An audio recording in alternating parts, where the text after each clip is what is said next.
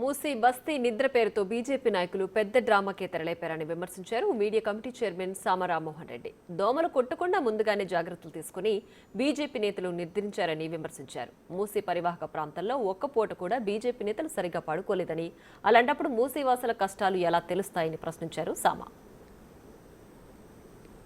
ప్రజల గురించి చిత్తశుద్ధి ఉన్నోడే గిట్టైన ఉంటే నువ్వు దీర్ఘకాలంగా ఎమ్మెల్యే ఉంటున్నటువంటి ప్రాంతం, ఈరోజు పార్లమెంటేరియన్ అయిన తర్వాత అత్యధిక మూసి ప్రవహిస్తున్నటువంటి ప్రాంతంలో రిప్రజెంటేటివ్ లెక్క ఉంటున్నటువంటి నువ్వు ఈరోజు ప్రాధాన్యత అనేటటువంటి మూసి ప్రక్షాళన మీద అందరికంటే ముందు నువ్వు ఉండాలి.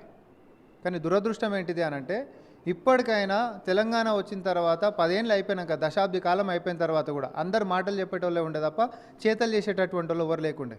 కానీ ప్రజా పరిపాలనలో ఈరోజు ప్రజల ముఖ్యమంత్రి రేవంత్ రెడ్డి గారు వచ్చి నడుం బిగించి మూసి ప్రక్షాళన చేసి తీరాలి. ఎందుకనంటే నగరానికి ఈరోజు మొత్తం రోగాలకి ఒక అడ్డా లెక్క మారినటువంటి దీన్ని పూర్వవైభవం మనం తేవాలి. తాగేటటువంటి నీళ్ళకి జీవనాధార లెక్క ఉన్నటువంటి ఈ యొక్క మూసీ నదిని ఈరోజు చచ్చిపోయి కోమలలకు పోతున్నటువంటి పరిస్థితి, దానికి మళ్ళీ మనం జీవం పోయాలనేటటువంటి ఉద్దేశంతో ప్రణాళికలు నిర్మిస్తుంటే ఈరోజు నువ్వు ప్రోత్సహించి కేంద్రం నుంచి అయ్యా నువ్వు 100 కోట్లు పెడితే నేను 200 కోట్లు తెస్తా, రా మన నగరాన్ని మంచిగా చేసుకుందామని చెప్పి నువ్వు ముంగట నడవాల్సిన ఉన్నవి. కానీ పోయి రాత్రిపూట పండుకొని ఆ పండుకునే డ్రామాలు కూడా ఎట్లున్నాయనంటే ఒక్కరోజు ఆడ పండుకునే పరిస్థితి కిషన్ రెడ్డి గారికి లేక అధికార యంత్రాంగాన్ని మొత్తం పంపించి బ్లీచింగ్ పౌడర్లు తర్వాత దోమల మందు కొట్టించుకొని ఆఖరికి పండుకుంటే లోపల రూమ్లో కూడా తలుపులు వేసుకొని దొడ్డు సాక్స్లు వేసుకొని పండుకున్నటువంటి పరిస్థితి. ఎందుకు అనేది దోమలు కరుస్తాయి కాబట్టి. అంటే ఒక పూట నువ్వు ఉండలేనటువంటి పరిస్థితి. ఇగో ఆయన పండుకున్న ఫోటోలు ఆయన అఫీషియల్గా పెట్టినటువంటి ఫోటోలే చూపెట్టరు ఒకసారి. నువ్వు ఒక్క పూట ఆడ పండుకోలేనటువంటి పరిస్థితి, అది కూడా సాక్స్లు వేసుకొని పండుకున్నావు. ప్రపంచంలో ఎవడన్నా సాక్స్లు వేసుకొని పండుకుంటాడా? మన ఇళ్ళలో మనం పండుకుంటామా?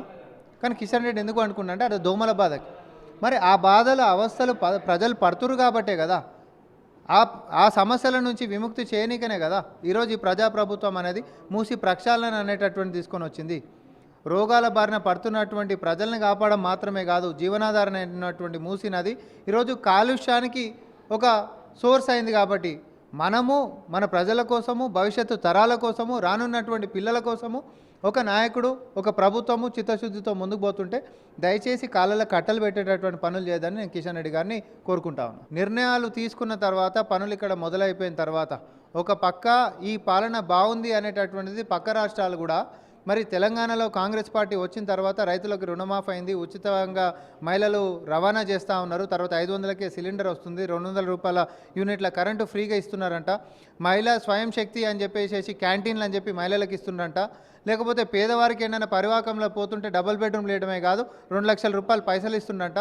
బీజేపీ రాష్ట్రాల్లో ఎక్కడ దేశవ్యాప్తంగా ఇట్లాంటి సంక్షేమాలు లేవు.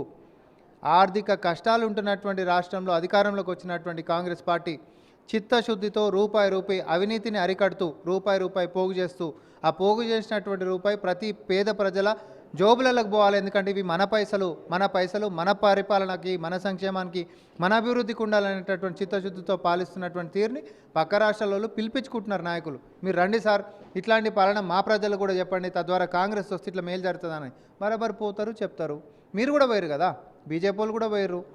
ఏం లేని పక్క రాష్ట్రం వాడు గుర్తుపట్టని బీఆర్ఎస్ వాడు పోయి ఢిల్లీలో పోయి ప్రెస్ మీట్ పెట్టొస్తే ఇప్పుడు దేశవ్యాప్తంగా కూడా ఆల్టర్నేట్ అని అంటే కాంగ్రెస్ పార్టీ రేపొద్దున భవిష్యత్తులో ఖచ్చితంగా రావాల్సిందని ప్రజలు కోరుకుంటున్నప్పుడు మేము పోయి చెప్తే తప్పేముంది దాంట్లో.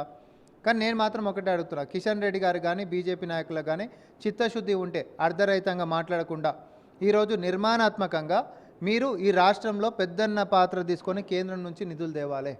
ఎందుకంటే ఎప్పుడో 2014 కంటే బిఫోర్ ఉంటున్నట్టు అధికారంలో కాంగ్రెస్ పార్టీ ఉన్నప్పుడు ఇచ్చింది మూసీకి నిధులు, మళ్ళీ ₹1 ఇచ్చినటువంటి పాపన మీరు పోలే. మనం ఏంటిది అనంటే ప్రజల గురించి ఆరాటపడుతున్నాం. ఆడ పరివాకంలో బతకలేకనే ఆ దోమల బాధకి ఏ పిల్లల్ని కూడా బతకాలి అని చెప్పి కోరుకోరు ఏ తల్లిదండ్రులు కూడా.